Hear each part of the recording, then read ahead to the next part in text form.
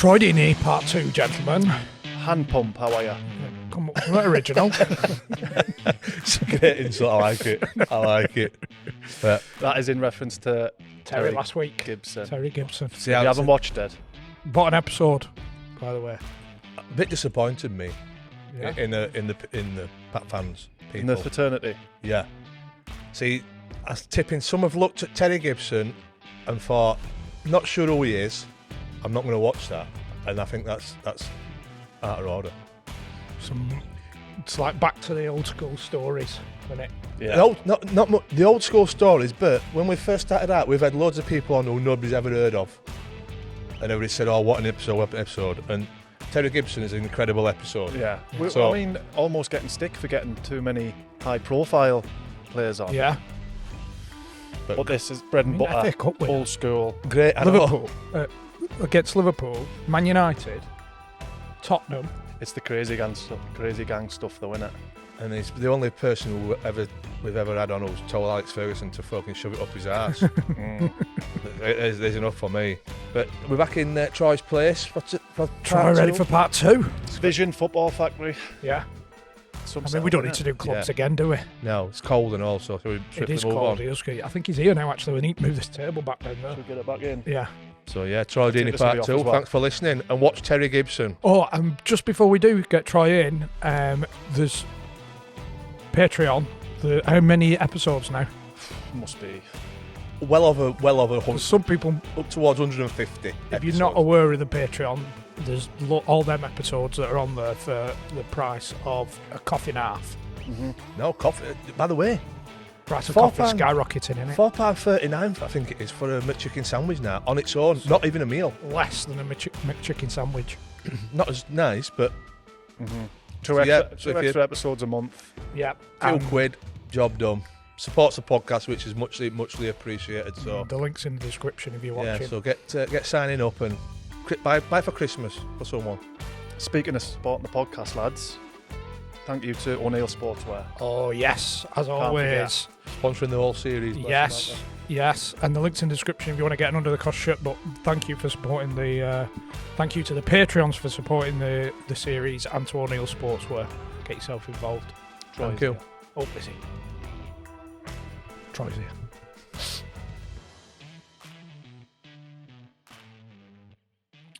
So when we were last here, we just arrived at the Premier League. Nice. Thanks for having me. Thanks for coming back.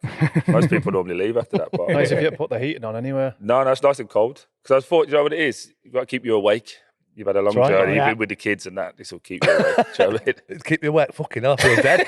By the way, Johnny mentioned it earlier. You know that story when you went to Vegas? Mm. Somebody sent a video in. It was on the next table and said, I think I spent at least 25 grand or something like that. And it was you. Yeah, going having a tear up. ballistic. Yeah. It See? looked like it was some deal. So, look, I think the funny thing is for me, like as I said, my missus was saying, like, why do people think you're lying? I was like, I don't know. It's just the way of the world, isn't it? But it's good when other people just showcase that, you know, they got to see. Doesn't make me look fucking good, I tell you that. Anyway, so younger me. We get that all the time now. Oh, bollocks! Like you're making it up.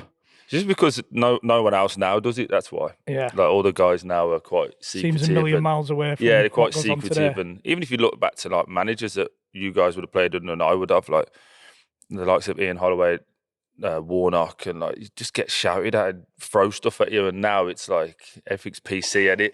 Everyone talks nice, Yeah. and it's like, oh, you know, we're on a process and we're trying. It's like, fucking hell, lose on a Tuesday, mate. You'd be running on a Wednesday. Like, it's graft. But everyone's just a little bit weird now, aren't they? You know, when you got to the Premier League and we talked about the trip to Vegas, and Yeah. after that summer, did things change? Were you mentality? Focus. Yeah.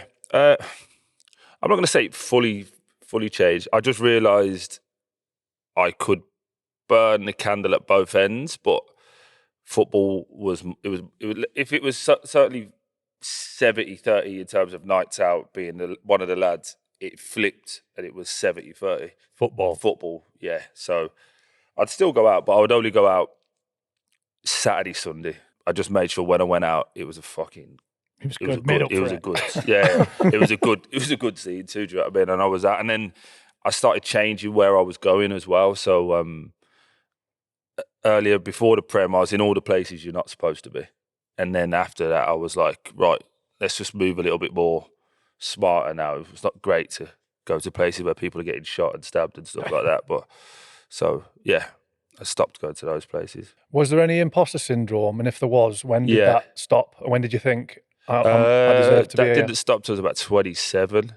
When I could honestly say the first game, well, actually before that, pre-season, we got Kike, Sanchez, Flores, and I used to have a good summer, let's put it that way. So my little thing with like Watford was like, look, so I played at 95 kilo, which is big anyway for most people. What did you play at? 93 won me fucking very little. When I finished. You're about to die then. When I finished, I was probably 112. Yeah, but like at your very best was like 93. But was that you like killing yourself to be at that? I saw you at Cardiff and you'd lost all your weight and you didn't look right. You didn't look the same. I probably played when I was at Preston, I was probably 106. Yeah. So that's what I mean. I played at 95 in the Prem, and that was like, I was 8% body fat. Like that was everything, hardly drinking, and I was dedicated to it, like eating right and all of that. But walking around, I'm around 107 in the summer. So my 6 weeks of getting fit was literally train every day, don't miss a day's training, but chop the weight down, like 2 kilo a week to start with, bang, bang, bang. So anyway, we go to Austria with Kike, Sanchez, Flores, and the first day we got Etienne Capoue, and I was like, oh, fuck hell, we're having a little go for it here. He's come from Spurs, good player. And then when he walked in, he was like 6'4", like that. Got a bleep test, he was like, fucking no bother. I was like, oh, that's the level. And then we just kept signing like Valon Barami, and we already had Ben Watson, but we just kept signing pros. And are you picking up your level? Like, You've got no choice because the level's just going up and up and up. And I remember like running with Kike. So he was great with me as well because he said to me like, look, you're overweight, like we all are, but he used to like a drink as well. He used to like go out all the time and that. And he used to say to me like, look, I'll run with you, do half an hour. I'm like, all right, cool. So before training, I'd get on the Fat Club bike and do all that, sweat my shit out. Then I'd train, and then afterwards he went, "We'll go for a run, me and you." So he said, "Put your trainers on," and we just jog around the pitches, which was chatting football, and look, you're going to be massively important for us. I think we're going to go one up front to start with. We're going to pack the midfield. We're going to do this, but I need you fit. I need you at it. And before you know it, we'd run for an hour, but he's just with me plodding, and I'm shredding, and then when these boys came in. And you start seeing the level of them fucking, the way that they're pinging it, the way that they move. I'm like, oh my God, I'm so far off it. I need to catch up. And then we played Everton away first game. And I remember walking into the changing room. We had played in a black and white away kit at Deeney 9, like similar to that, but it had the Premier League crest. Sometimes it falls. The Premier League badge was there and my captain's armband was hanging. I was like, fucking, I've made it. Like I'm here. Do you know what I mean? This is all like fantasy shit. And I just remember thinking, if I never play again, I got that. I was captain of a Premier League team in my first match, and I played at Goodison. And I'm a stickler for like the old grounds. Do you know what I mean? The old proper stadiums. And I played well. And he got sent off after about 30 seconds. I smashed John Stones. You go in like raging bull. Because I just thought I've got to send a message. Yeah, is what I thought, but. And then as soon as and he was being linked with City at the time for like 50 mil. And I remember I've gone to press from the kickoff. It's gone to the other centre half. I can't remember who it was. He's played it across the back, but he's played it short. And I'm like, oh my God, I've got him. And as soon as it come, I went to go and smash him.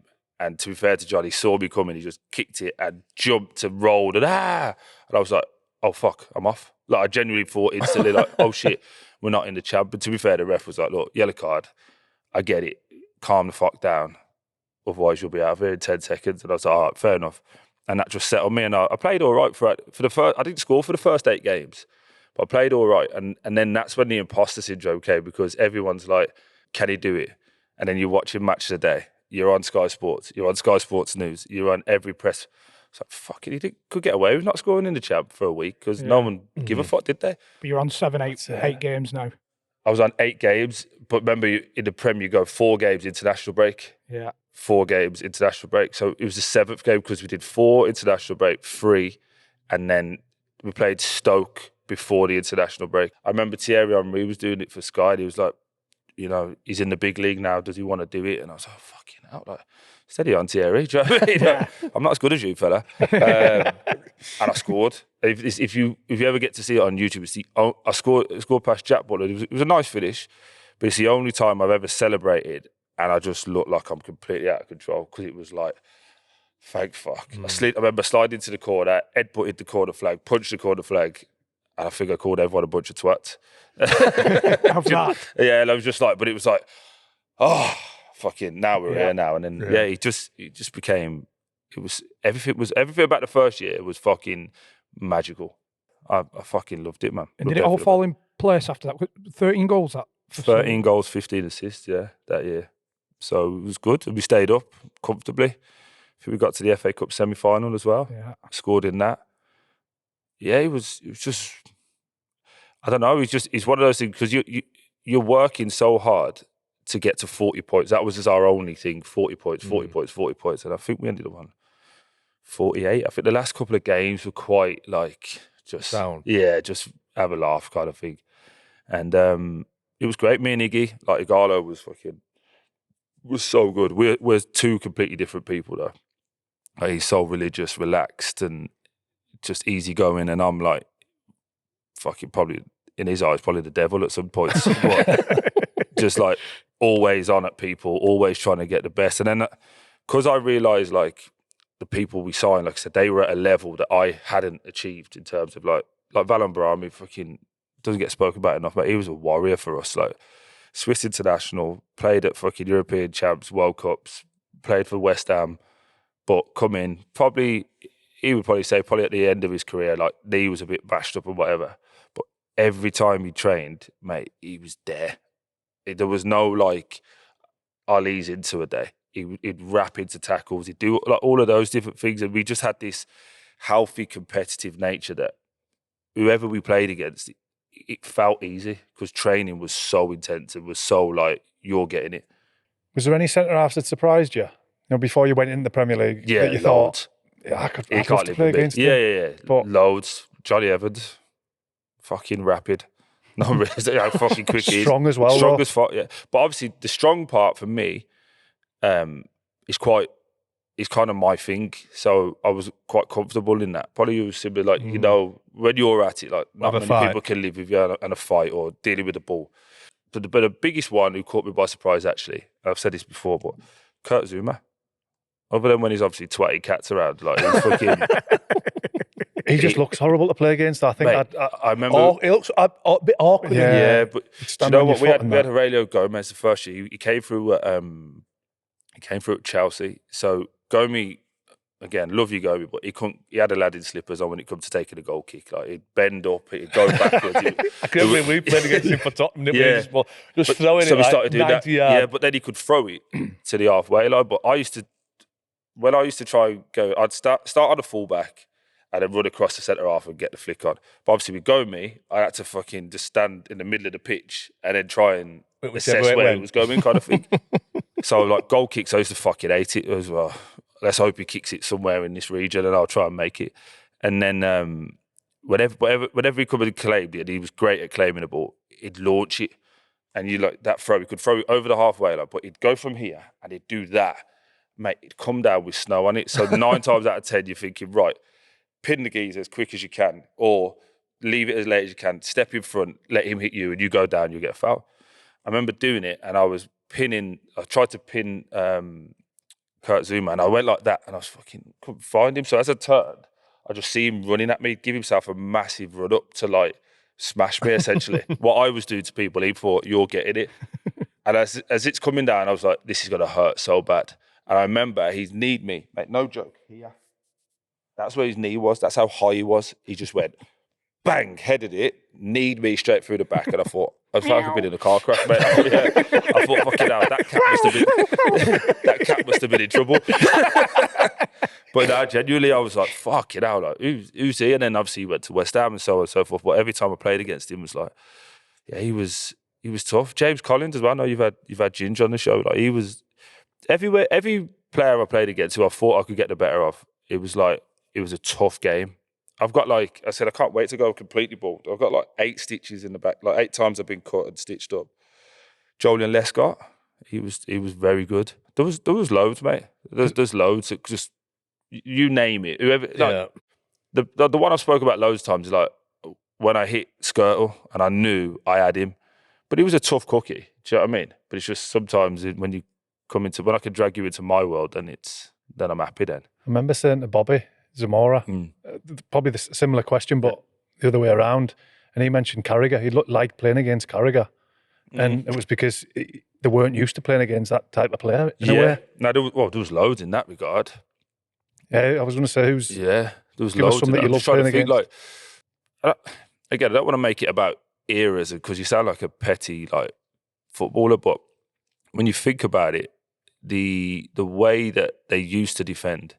So I remember playing against Leicester, for example. They had Harry Maguire, Robert Hoof, and Wes Morgan. They went to a back three. So every time the ball comes up, you know this is going to be a fight. It's going to be proper physical. You wouldn't get that now. You wouldn't get those 3 types of centre-halves. One would be a ball player, wouldn't it?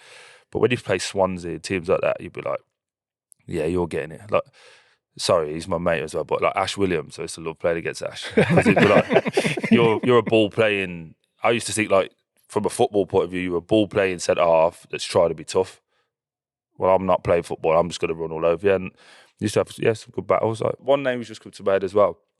David Luiz. He was a good player. Really good player. I know he got a lot of stick. He got a rough ride. Yeah, but mate, he was up for a fight, him. Because I remember doing that when he was at Arsenal and at Chelsea. I thought, I'll go at him because he'll just roll around. Is it one of them where you know within 5 minutes? Yeah, so you think, I'm going to play on Luiz. Yeah. And then you think, oh, fuck me, he's... I'd only give it two challenges, 2 balls in there. Because if the first one, he might be a shit ball and he just comes and cleans it out, you're like, okay, you got away with one there. But I remember, like I said to you before, whenever we did kick off, I'd pick a side and I'd go, right, Luiz he's playing left, so we'll kick off to the right. Caps, put snow on it. He knew what that meant. That just meant fucking leave it up there, let me go. And and I remember... you feeling it out? Yeah, but you feel it out. That's 5 seconds. Yeah. How often do you get fucking a yellow card in the first tackle? Never really. No. Unless you're playing Everton away. yeah, exactly. You smash John Stones. But they had the ball. I'm saying when we hit the diag to go get position or whatever, it's never really a foul given, is there? So I just used to think that was a marker, and it also set them a marker. So it was good, man. It was a good time. Did all the big foreign players buy into it then? Oh yeah. The first year we did. Yeah, the first year they did. And then the second year under Walter Mazzari, and fucking hated that fella, and he hated me, and it's fine. But he was a prat of the highest order. He turned it into an Italian football club, tried to play in England, and then any of us English lads were marginalised and put to the side, and anything if a goal went in, let's just say, for example, we had a couple of foreign centre-halves. They could turn around, pass it to their player. He could go and score. It'd be one of the English lads' fault. They were always out of position, and we just had this personality clash. And the first year was excellent, and I understood why they got rid of Kike, because it kind of became a bit of a we've made it after the first year. So they sacked him and went for a more of a hard-lined Italian coach, tactically better. We were going to train longer, no days off, all of that stuff. And it just sapped the life out of the whole building. Where we was fighting for each other, whatever, it became a blame culture. And I'll just stay in my slot. But if the goal goes in, it's your fault because I'm here. Do you know what I mean? It's that's not how football is it? You cover your mates and all of that. And me and him just fucking... From the second he came in. So you're pissed staying up, yeah, and then they got rid of that KK Flores that summer? Because we got to they wanted us at Watford to keep going. So I remember we played at Upton Park on a Tuesday or Wednesday, and then we were playing the semi-final on the Sunday.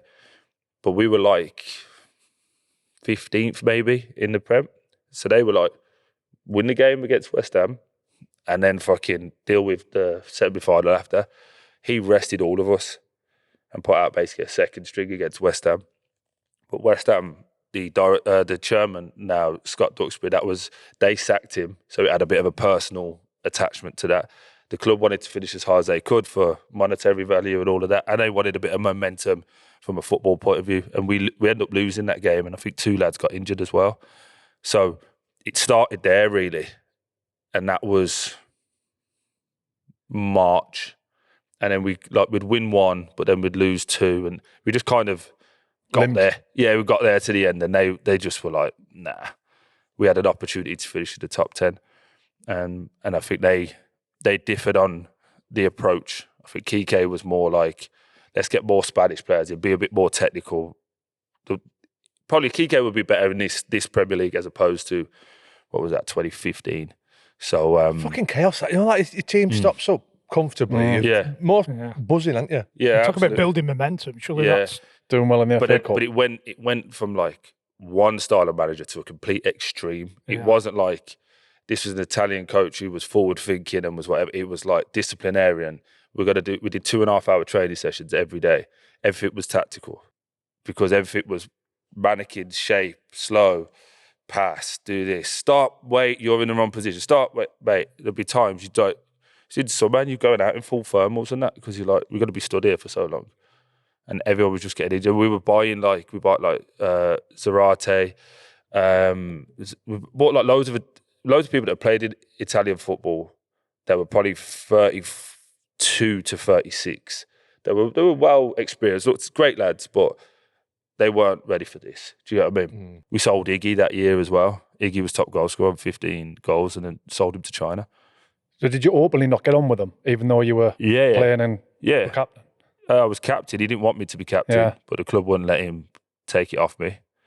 Did he want to? Yeah. It was nothing to do with our personalities. It was just ego.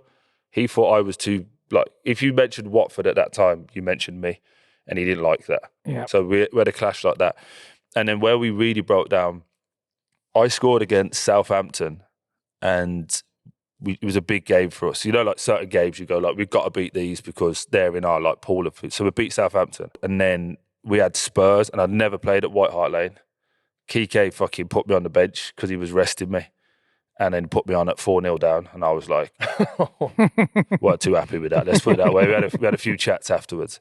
And then fucking we were playing Tottenham again.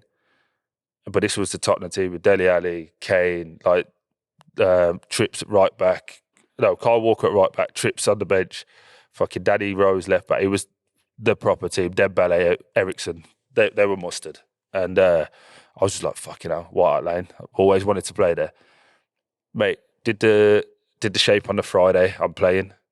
Get to the hotel Saturday. Get to the hotel Saturday morning. I'm still playing as far as I'm aware. Get into the meeting. He's not put a team up. He said, I'm just going to tweak something.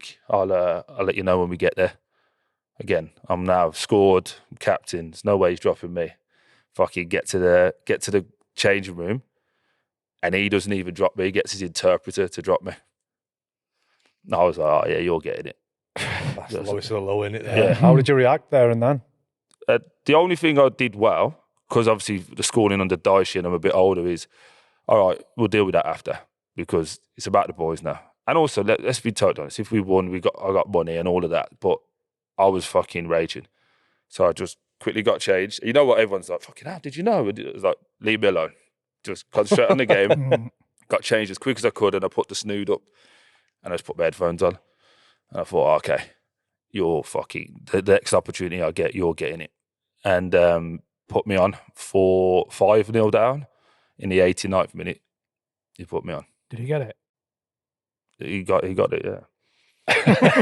He got it. But yeah, I didn't say anything in the change room because I was like, again, not the players thing. And then this, again, the difference in the Premier and the Champ, you got to walk past all the press to get back to the bus. And they were all like, Troy, why didn't you start? And Troy, are you injured? And I said, fucking ask him. And I remember this was fucking ask him. And carried on walking. Again, that was a bit childish. I shouldn't have done that. I should have just kept my mouth shut. But I got on the bus, got back to the thing. And then because we was in every day under him. So it was like, I'll see him next morning. When I said him in his office, and he was like, I told you weren't playing. But like he used to smoke like 40 a day, so he had his feet up on the table, smoking. Like, I told you, mate. I was like, you're a fucking wally. I said, honestly, because remember, I'm raging at you, but you're the interpreter, so I've got to say to him, fucking tell him. Do you know what I mean? And then he's like, you go, and he's going back and forth, and then he's going back and forth, and it's like, I just lost interest. I was like, do you know what? Do what you want to do, but fucking either pay me up in the summer or fucking you leave, because this can't continue. Do you know what I mean? I said, but I'll do as I'm told, but there's a level of respect that you show people, and you didn't do that. If it was younger, I said, I would have knocked you the fuck out, but you're an old man, so. And I said, fucking tell him. And I remember I just sat there, I said, fucking tell him. And I looked him in the eyes, he told him, but I saw his face kind of go like, no one speaks to me like this in Italy. And I was just like, we ain't in Italy now, mate. You're at Watford. You're the gaffer. I respect you. You do as you're told. Like, I'll do as I'm told for you, sorry. But don't fucking, I did the shape. Don't drop me through fucking him. And I went, you also, don't fucking do as he tells you to do. You're a fucking interpreter. Sorry. You know what I mean? Just started turning on the interpreter then. But do you know what I mean? It's just like... Me not understand. But it was just like one of them. It was just like... At that time, I just thought everyone who worked in football was football people. That's how I used to think. I was like, you know better. Yeah. As an interpreter, like, I know you got to do your job, but you've kind of got to say to him, like, can't one of the coaches do it? Or, do you know what I mean? At this point, I'll take a fucking kit man doing it. Do you know what I mean? Not an interpreter who's hired by the outside. And then that, me and him just didn't work. But I knew it weren't going to work. So I signed a massive contract that summer as well. Because Leicester were in for me. And they just won the Prem that year. So they were going to be in the Champions League. I looked at it and I was like, oh, I can fit in there. I'm probably not going to be the captain, which is fine, but I can go in. The culture's already set. I know what I'm going to be. Opportunity. And I thought I could probably play for England if I get in there as well. And then I played with Vards. Like I'm doing this with Iggy at the moment, where basically I'm fucking putting, anytime I get a ball, I'm looking for a goal, I'm just sliding it in. Imagine doing that with JB Vardy, mate, who's fucking fast as fuck, does it repeatedly all the time. And oh, by the way, if he can't, I'll just give it out to Riyad Mahrez and say, go on, fella, get up. Do you know what I mean? And make yourself into the box. So I just looked at that and like I say, I signed a fucking monster of a contract and I'm like, happy, thank you very much to this day for it. But what was the reason you didn't go through? Like, money. I'm assuming that money you wanted between to. the clubs. Because was there something with Walsall? Yeah, Walsall had the 20% sell-on. So we was trying to negotiate privately with Jeff Bonds, I think the fella's name was, the old chairman. And it was like, look, this deal's going to fall through on your 20%. So can we get an amount? Because it basically, their cut-off point was 30 million, Leicester. And obviously 30 million now would probably be around 50 to the 60 million mark. But it's like 30 million. And they were like, that's all we can push it to. And I think Watford wanted 28, something like that. So basically, they're missing out on. It's like there's like a 2 million swing between the two of them, which could have been sorted out. But then Watford figured out, oh shit, there's a 20% of 28 million. Yeah. So now it's a big swing. Do you get what I mean? That's like another £5 million swing there. £5.5 million. Yeah, £5.5 million swing. So they were trying to they were saying to my agent, look, go speak to Walsall. If we give them $1 million and send 3 players on loan, will that suffice? Yeah. Obviously, Jeff, he's not there no more, but all about money. Everything with a pound note is like, no, that's £5 million. You're not giving me $1 million. And they were like, well, you're going to get nothing because we'll just keep him. And then we couldn't reach a deal. It wasn't even a conversation. So, and we ended up, remember my agent say, look, we've got him here. Because they asked, because I'd spoke to Claudio Ranieri, I'd spoke to Wes, and I'd spoke to their director of football, forget his name, pardon if I forget your name. And we'd all agreed, like, from a footballing point of view, this would be sweet. From a financial point of view, we would be sweet. My agent went, Watford want one more meeting with you. And I was like, all right, I'll do that out of respect. And then as we were driving down the driveway, he's gone, oh, by the way, I've got him on fucking strings here. I've got, well, fair enough. He's like, what I need you to do, when we pull up, I'll go into the office. So as you pull it to trade, the office is on the left-hand side, the canteen and the gym's in front of you, and then the change room's on the right. He says, you go in, say hello to everyone, but then ask, it was Gail, who's the secretary, got any black bags? get the black bags and go and put your boots in. So I went, all right, so now I know the script. I walk in, I go, you're right, got any black bags? So what for? I said, I just need to clear my locker out. She's like, you're leaving? I said, no, I just want to take some stuff home for the kids and that. So now she's panicking, but she was speaking to the owner. So I'm like, anyway, get that, and I walk off. And then from what he was telling me, he's like, look, he's fucking packing his bags. He's ready to go. He's made his mind up, whatever you're offering's got to be fucking substantial. And that's where, like, I was talking to Simon Jordan about it, because he was like, because he hates obviously doing negotiations because it's his money when he was owned. And he was like, you tried to get the fucking speed bump taken out. I was like, yeah, because I realised I could take the piss at this point. I remember, what happened with the speed bumps? So basically, when I was there, at the time I was driving a Lamborghini Aventador, like a little, about this big, which is not built for people of our size, but it was like this big, and I just went through that whole phase. And I used to fly into work, and then at Watford, I had these the speed bumps were about this big. So you go over it, and like, if you're in the range, you'd be like, fucking jumping and all that. So I had to slow down and go over on the side every day. It was like, I was like, fucking hell, this is killing me here. So anyway, we go out for a chat with Scott Dutsford. He's like, look, want to do this, want to do that, want to build. We're trying to go into the top 10. And then if we can get to the top 10, we're going to go for Europe. I was like, fuck, all right. Yeah. I was like, look, I don't want to leave because I'm light. I'm not, everything's fine. But the money's got to be right. So just you lot deal with that. And he's like, yeah, I've just told your agent as well. We're going to give you a box. I was like, oh, how big's a box? He's like, 10 people. I was like, well, that don't help me. I get 20 people a game. So I said, keep it. He's like, we're going to give you 2 boxes. And what we're going to do, we're going to knock the wall down. So that's what they did. They gave me box 4 and 5, or it was either 4 and 5 or 5 and 6. And they knocked the middle wall down and made it into one big box. And that was mine. He's going to get 2 parking spaces for your family in the director's thing. And you get a bottle of champagne every game. I was like, oh, sweet, yeah. But we hadn't sorted the money out yet. So you've already now committed to that. Yeah. So I've got that. He went away, was doing it. And then he went, I remember we'd been in there for about an hour and a half, and he goes, walk with me. And he's come out like stressed, and he's like, don't fuck your love back. But when your agent's smiling, he's like, mate, got him on fucking toast here. I was like, what do you mean? He's like, they're offering you the fucking world to stay. I was like, okay. He's like, but don't fucking look back, because they were there, and I just kept walking. We walk up on the pitches, and he's going to me, he's like, oh my God, I can't believe you got it. But he's like, he's talking to me, but his hands and all that gesturing as if he's trying to convince. It sounds like a fucking. So, but he's trying. We've got an answer. Do not. No. He's trying to sell to me, like to them, that he's got to try and convince me to stay because I've made my mind up to go Leicester. And like, just to put it into monetary value, obviously it's fine now because I'm out of there. I was on like 45, 50 grand a week at the time in the Prem. And when he first come to me, we was on 110. And I was only going to get 70 at Leicester. Would you have taken 70 off Watford? Yeah. Yeah. But the first offer was like 110.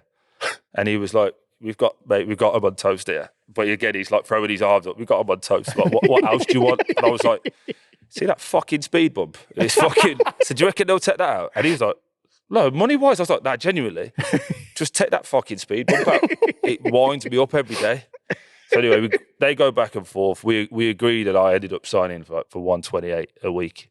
As you can imagine, I'm 25. I'm fucking King Kong. I'm chirpy as fuck anyway. And then he's gone to be like, right, we're going to sign. Just do me a favour. Fucking be nice to the owner. Blah, blah, blah. Because it's like, you can see them like signing it, but they're like, I broke the wage structure massively. I was already the top earner at nearly 50 anyway. So obviously they know everybody else is going to start coming along the way. And as we were doing it and it's going back and forth to the FA, I've got fucking did we sort those speed bumps out anyway? We did a bump in the road. and then like the chairman, Scott, was like, what are you on about? I was like, fucking speed bumps are shit, man. Can we take them out? And he's like, fuck it, I'll give you everything. I said, well, you don't give us that. And he was like, are you being serious? I was like, yeah, I want about. And he was like, I'm like, no, I'm fucking about it. Yeah, don't worry about it, it's fine. And he's like, you can see, because we were about to go back upstairs and ask for it. But like all of that, it is funny now. Obviously, at the time it was negotiated. But one thing, like, I wish my agent was able to tell you, but like, we don't do business together now because obviously I'm not in football. But one thing with me, I'll get what I can get, but I always make sure that the people around me are taken care of. And I remember say to my agent when I got all this and I was thinking, I'm already spending it in my head and what I'm going to do and all that. I was like, are you happy with what you've got? And he's like, it's all right. Like, it's not. I was like, well, we ain't signing then. He's like, what do you mean? Like, you've got I said, no. You did the work. You've did the play. I'm going to get paid out of it. Take 5 off me if you want and you take it. He's like, I'm not going to do that. I'll go back in and ask. But I've just never been that guy that's like, too greedy. I even know this would make me sound greedy, but if you're going to offer me that, I'm going to see what more I could get. But people that might not understand, like, what's the crack normally with clubs and agents who, especially at that level? At that level, it was I paid a percentage and the club paid a percentage because he acted for both. So I think I paid 5% and the club paid 5%. Fucking, he's a greedy bastard, isn't he? Fucking hell. No, shit, mate. It's Yeah. about 1.5 or something. Yeah, I reckon, From you and 1.5 from yeah, I Batley, reckon he made about 1.52 million off me over the course of the contract. So he's done well, hasn't he? Yeah, of course he has. But I was just like, Making that's sure just what- where my head is. Like, I just, if we're going to do something and there's a deal on the table, let's say you guys found a deal and you brought it to me, I was going to get 20 grand. Before I took it or even entertained it, I'd be like, what did you got to get? It's just how I've always been raised, really. Did you ever, I mean, I've said this before about the best clause in football, that you were top earner, that if somebody else comes over the top of you, you get matched, whatever they're on. Maybe. That's the one, innit? It might sound silly, this. Yeah. But did that contract make you a better player in terms of adding to ego No. and then feeling like, you know what, I am the top No, boy? I did for about 30 seconds, and then to round up the point was, as soon as we signed it got verified. We went into the canteen. There was like no one was. It was still in the off season, and the chairman now was like I don't know what he was then, but he was chairman now. He went, look, I'm going to need you this year. I'm thinking, what? He's just hired an Italian coach who's going to be an arsehole. And I was like, fucking hell, like you could have told me that 10 minutes ago, I wouldn't have signed. He's like, yeah, it's going to be a tough season, but we had to keep you. Because if we don't keep you, I'm telling you now, he didn't agree with it, we'd have got relegated. Fucking gone from there to like, oh my God, this is going to be a tough year. Well, at least I'm getting paid. And then the day after they announced Walter Mazzari. But when he signed, he'd been, I think it was Lazio or Napoli. He was like, got to a Champions League semi-final with them. So I was like, fucking hell, we're getting the governor here. Mate, from day one, he was just a fucking arsehole. And I was like, oh, nope, okay. When's the 28th? Just kept checking the pay packet, but all right, no problem. All right, no problem. Thing is, Does Dave, that put you in an awkward Sorry, position? hello, mate. Just because, I mean, Sorry. the club want to keep you. Yeah, so is my pal. He's like your biggest fucking fan anyway. So he's probably going to have a wank in the back now. Sorry, carry on. I might join him. Go make it a team event. Thing is, See who wins. Time trial. so they've lost out on the 30 million transfer fee Yeah. and give you. Give me six. They basically spent more or less the same keeping me. So they must. Yeah. Have, I wonder if they were thinking, we don't really want to give this manager. Well, how much would it cost to replace you? Would it Yeah. 40, 50 million? Well, to the get problem at somebody the in? time was, I was second top goal scorer on 30 and I was captain. And without blowing smoke, I was kind of holding the place together from behind the scenes. And then I'd also top about of assists. So you would have needed someone to take penalties, someone to score the goals, someone to do the assists, that's probably 4 players you would have needed to get. So, and then obviously there was, at the time, top shirt sales and all of that stuff. So there would have been a lot you'd have had to replace. We just stop for a pee. Yeah. Oh, that's fucking good. I was busted for that. Tell you what we'll do. We'll just have a minute to thank O'Neills Sportswear. A quick pause in play What are they all about, Chris? for these. The quality. We've got Big Mick McCarthy's shirt here, but get your own.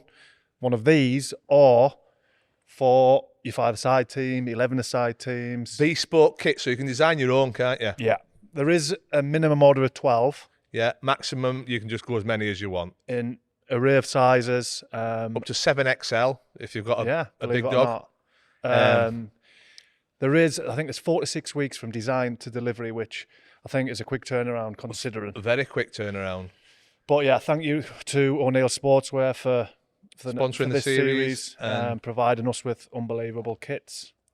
and giving people the chance to buy their own. Yeah, so thank you very much. As I said, the link's in the description, I believe, as always. So, what's your favourite colour? I like the green and white one. This one for me. I'm going to get big Mick up again. You love it. I saw the fucking breaks halfway through. I remember seeing... VPN, was it? Have you signed up? Bounce your location anyway. I remember seeing, I think must have been Saturday tea time against Arsenal. And they must have, that game. They interviewed you after the game, and ever since then, I think the word I can use is rattled. Yeah. Arsenal fans, players. For life, yeah. It's funny. What was the crack with it? Like, what a crack was. So obviously we beat them 2-1. We had a meeting. I could obviously talk a bit more in depth for you boys because you get it. But in our meeting with Marco Silva, he said, "Stay in the game as long as we can," because we still felt we could win. But they had like Ozil, Welbs, Giroud. They had a good team, like Iwobi. And he's like, but if you get to the last 10, 15 minutes, and he showed like 8 clips from that game where they'd like wobbled and people had nicked a winner or got a draw. He's like, don't know, the last 15 minutes, something goes. They can't play the nice stuff and lads get on top of them. And I was on the bench to start that game. We was 1-0 down and he brought me on. And I remember Marco saying to me, like, get after Dad Per Mertesacker, who again, come on, it was a fucking great centre half, but come under a lot of pressure towards the end, and he was being a bit ropey. And he said, just like get into him, because we had Richarlison on the left, we had Carrillo on the right, who's a Peruvian international. We had good pace and power. He said, just get after him. And I was like, all right, cool.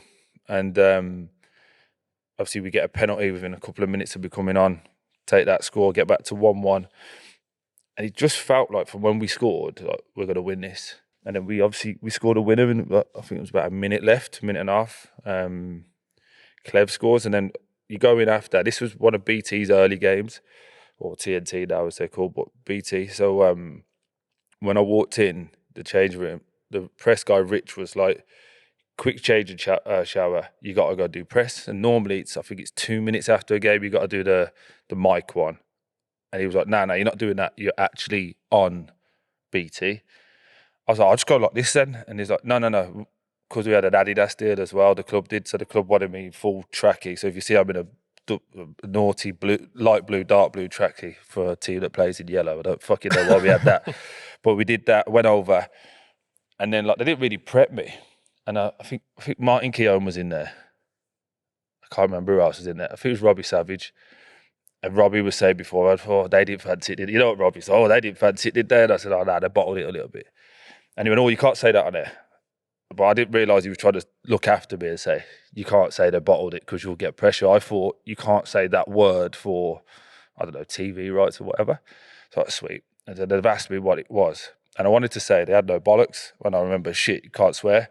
So then, I've said it before, I've never said this word before or after. But I was watching Sopranos in the hotel leading up to it. And I was like, they've got like no cojones. And I was like, do you know as you were saying it?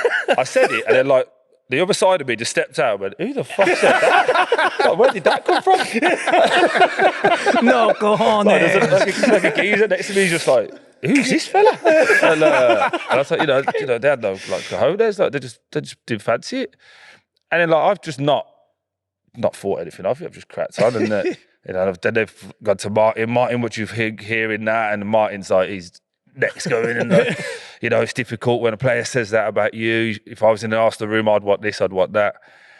And then I was like, all right, Troy, thanks, cheers, look after yourself, everyone. Walked out, didn't think nothing of it.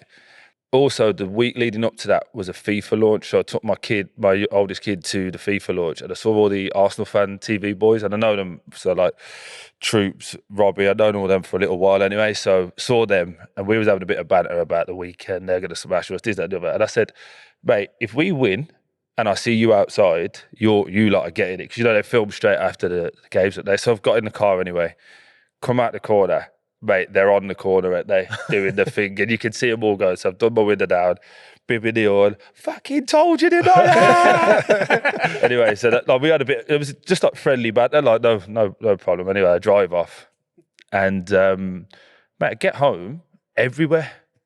Like Troy says, they've got no cojones. It's this, that, and the other. Fucking Paul Merson's hammering me, and I know Merson. I'm like, fucking steady on you. You've done a lot worse than me. You know what I mean? So, but it just. When was that? 2016, 17, I think it was. Was it? Am I right? Yeah. Mate, I went to Arsenal 3 weeks ago for TalkSport. Old boy, 50 odd. Have we got cojones now, Troy? I was like, we still haven't fucking won anything, so no.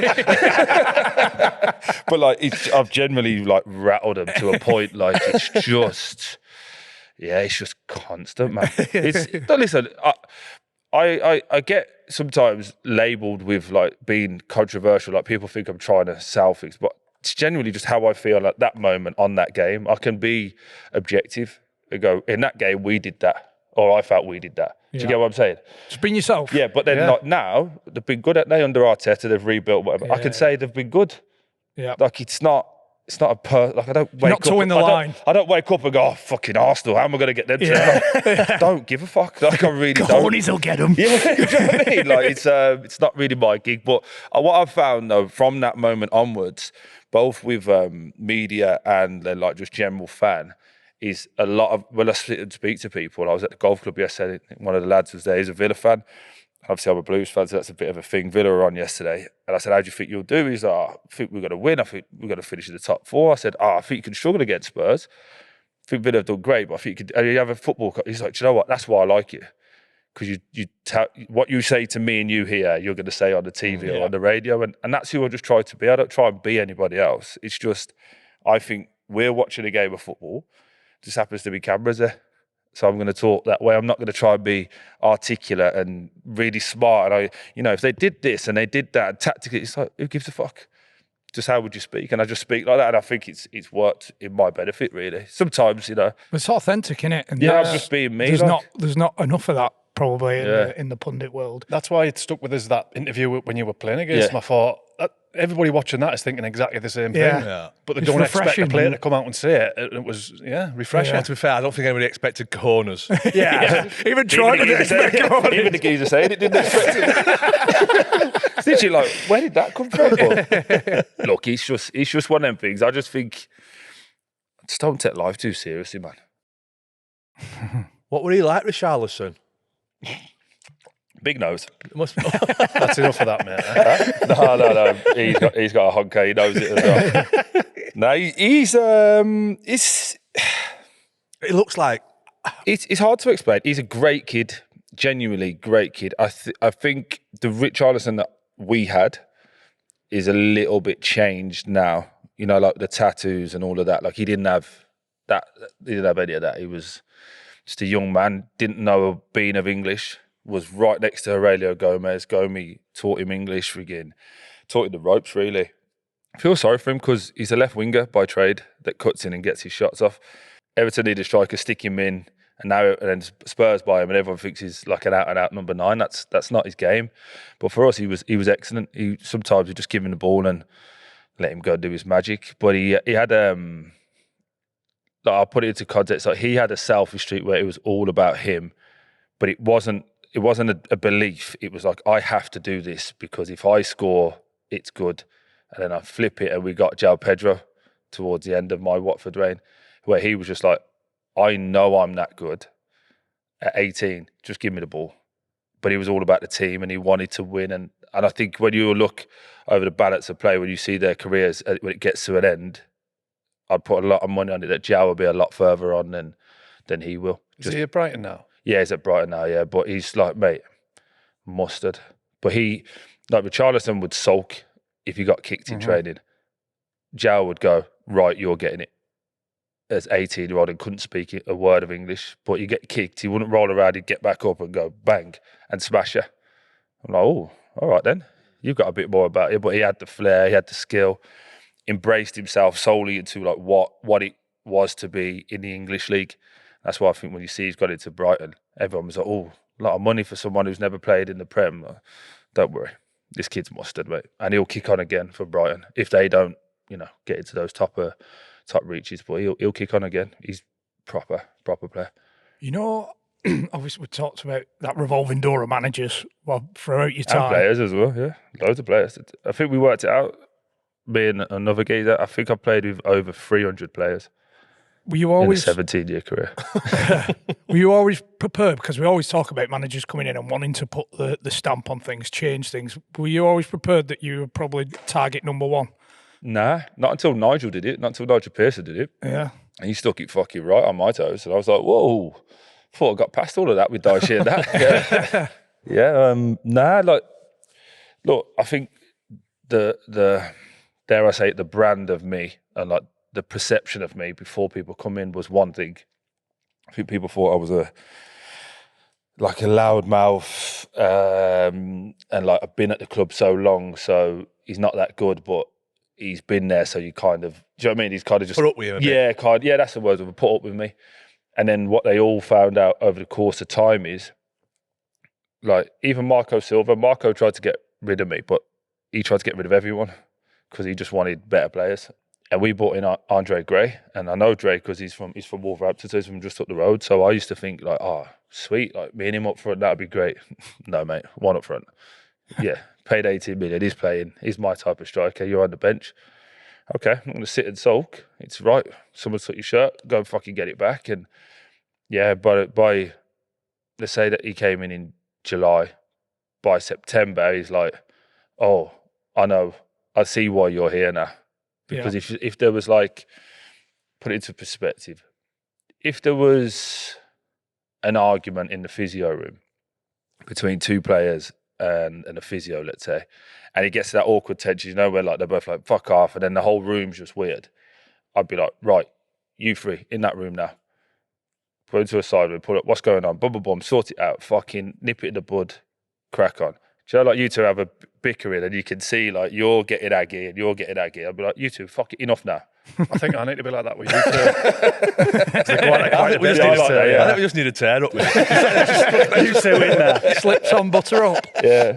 But again, like even, it's not sound too old. In our day, if you had a problem, you go in the boot room for 2 minutes and door be shut. You'd figure it out, wouldn't you? Mm-hmm.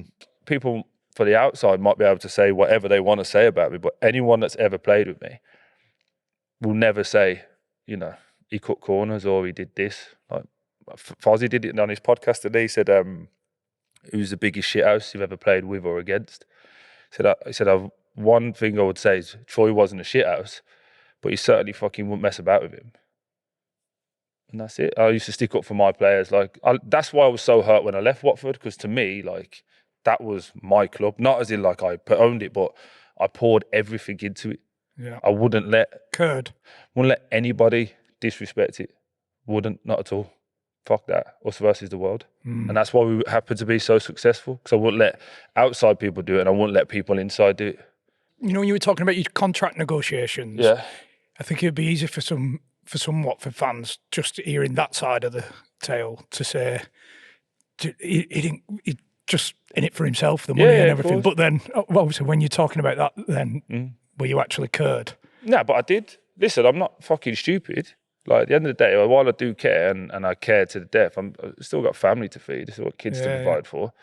And I know business, so I'm not stupid, but I'm not going to be in a situation ever where, listen, if it was fair, I'd have been the lowest paid player at Watford, if all things were fair. If it was like an NFL thing, I'd have went down the Tom Brady route, took less money to make sure we had better players to provide me with the best platform to do what I need to do. But this is football, it ain't that. It's a business, and they can fuck you off at any minute, as I found out. Any minute they can fuck you off, and it's like, all right, get back to work then. Do you know what I mean? It is what it is, but I'm not going to... Mate, I've never spoken about this. The day I left as Jordan Blues, I said, can we put out like a thanks for everything, leaving message, you get what I mean? And I said to Blues, we're going to drop that, and then within an hour, we're going to drop that we've signed for you. But I'd already agreed with both, you get what I mean? Mate, I'm doing it, and there's people there that I've known from the day I walked in as a 21-year-old, just turned 21-year-old. I'm now leaving and I'm 33. I know their growth within the company. I know their kids. I know, when mum and dad died, everything, because I was involved in everything, and they know the same about me. They were crying behind the camera because I'm leaving. We did about 18 takes because I'm seeing them crying. I'm like, fuck it, hold on. Do you know what I mean? Like, I don't do the crying, but you're getting me to that point. It was a sad moment for all of us, but it's not like, you can't get that if I was only there just because I played football and scored goals. Do you get what I mean? Yeah. And that was the bit, like, that when it went a bit sour, I was like, fucking hell, how many times have I paid out my own pocket for kids at Christmas? And, like when you go in at hospitals, there's times I paid for that out of my own pocket. How many times have I made these, like you start thinking of all the things you've done and you're like, no, you're wrong, I've done a load of shit, load of bad things, but I've definitely tripled and quadrupled with the good. And I was just like, there's ways to, you want to move on, no problem, shake hands, we move on. Don't fuck me about. Why did it go sour then? Who did it go sour with? I would say it went sour with the hierarchy. And like I touched on earlier, they do this thing where so here we go. It's probably started from when we got relegated. So we got relegated in the COVID year. And obviously because of the short turnaround, I think we finished in late June, early July, and we were back in August. It was like 3 weeks of pre-season, or 2 weeks of pre-season. So we finished the game. We go into the thing. The director of football, Filippo at the time, he's fucking crying. I'm looking at like staff, and like this is the bit that I talk about, like kit men, etc. They're thinking, shit, we might be out of a job here because you have to cut costs accordingly. I see some players, in my opinion, were just happy that it was done and were instantly thinking, how the fuck do I get out of here? I've seen some players, Clevs, Hughesy, not in tears, but right on the brink. And I'm looking, and we had Hayden Mullins and Stacky at the time because they were filling in because we'd sacked the manager again. So they were like in that unknown of what do we say because we don't even know if we're going to be here. And I genuinely at that moment was like, well, this is on me to pick all this back up then. And I was like, right, listen, we lost. It's shit. But I tell you what, we're going to fucking go again. We're going to be back in this league. This time next year, we're going to be back. We're going to be fucking promoted. Fucking the director of football's coming in. Troy, you fucking stop crying, first and foremost, because it's fucking happened, and we've made the mistakes. Me and you have got to be the fucking ones who lead this and get it going. And I'm like, right. I was driving to the south of France the next day because we had 10 days off. And I remember getting in the car with the missus was driving. And I was like, fuck, how do we get this? You know what? I'm going to have 5 days off and we get back on it. And we've got to do this. We've got to do that. Champs like this. Started talking to her about all of the things. We crossed over into France and phone rings to my agent. You all right, mate? UK? Yeah, sound. Like, a bit fucking devoed and that. He's like, right, I want to get rid of you. What? Yeah, they've just been on the phone. Mate, it's like 11 o'clock. So it's less than 24 hours after. Yeah, they've made a decision. There was 6 of us. So it was me, Daddy Welbeck, Etienne Capoue, Delafeu, Pereira, 7, sorry, Ben Foster, Decore. How long have you got left on your contract? 3 years. 3? 3 years of that. So at that point, it's like the 7 of us that they considered were the big hitters and they got to cut the wage. But it wasn't like, can we renegotiate? Can we talk? It was just like, you got to go. Have you got a reduction, a relegation? None of us have. None of us have. So we were on big money. Like, no point. Like, all of us are on good, really, really, really good money. But to put it into context, you remember when everyone did some people did the fucking, we're going to take like half our salary or pass it on because of COVID and no one was earning and all of that. Like, a lot of our lads didn't want to do it. And I was like, take it, it's fine. So I gave him 6 months worth of money. I was obviously going to get it back at a later date, but I was like, if it helps out, no problem. I got to a point where of 25-man squad, I think 17 of us ended up doing it. Some of them were like, no, that's fine, that's their decision, not going to force it. But 17 of us did it. Some did 3 months, some did 2, and then like me, Fozzie, Klebs, Craigie Cathcart did like 6 months. Bear in mind, you ain't even started paying me that back yet, and you're telling me you want me out the door. So I'm like, okay. Now I know. You're in a strong position, like, aren't you? No, yeah, I'm in a strong, but now I also know that shit, when you was on the phone in lockdown begging me to convince the whole team to do it, it was all for your benefit then, wasn't it? Okay. Now I know it's about business. So it started from there. They couldn't sell me that summer. I was meant to go Spurs with Mourinho, and then they ended up getting the kid who's at Fulham now, something junior, the Brazilian lad. They ended up getting him at Spurs on loan, and he was wank. I think he only scored like 1 goal or something. I'm not bitter about it at all. He was. Yeah, he worked great. And I think he's at Spurs now. He's at Fulham now. What were they asking for? Transfer fee, or did they just want Nothing, you? just get me off the books. Yeah, just get me off the books. So obviously to Spurs, that was okay. And I think with Spurs, they were gonna loan me for a year at like, let's say 70 grand, like a big chunk of it. If I hit certain targets or they hit the top 4, they had to take me. That kind of thing. Yeah. Or if them, and then the other one was if Watford got promoted straight away, I'd just come straight back. Yeah. So yeah, it was beneficial for both, and obviously they wanted to do it and it didn't work out. But then they had this fucking idiot, Slaven Bilić. And I don't know if you saw Fozzie or Glenn Murray talk about him, mate. The biggest twat I've ever met in my life. Not as a coach, as a fucking human. He was a fucking arsehole. So he came in as manager? He came as a manager, and all he wanted to do, bear in mind, we've got, talent-wise, the day he signed, this is his championship team. His strikers were me, Andre Gray, Danny Welbeck, and João Pedro. That was his 4 strikers to go to that. He had Ismail Assar, Will Hughes, Tom Cleverley, Etienne Capoue, Decore, Nathaniel Chalobah. Trying to think, there's somebody else, Dan Gosling. So like we were getting promoted. Yeah. Do you know what I mean? We were getting promoted, and he come in and we just said, we're going to win 1-0. We're going to defend and hit on the counter attack, and we're all going against fucking Preston. Like, do you know what I mean? Like, all right, try half. I know. That's why I said Preston. Play for Preston. But like I said, when you've got a team of that calibre, you're like, we're going to go up against Preston, Birmingham City, whoever it was at the time. Like, we should be beating them 5-0. And we should be going, right, we're going to fucking run all over you. Anyway, we played Huddersfield away. He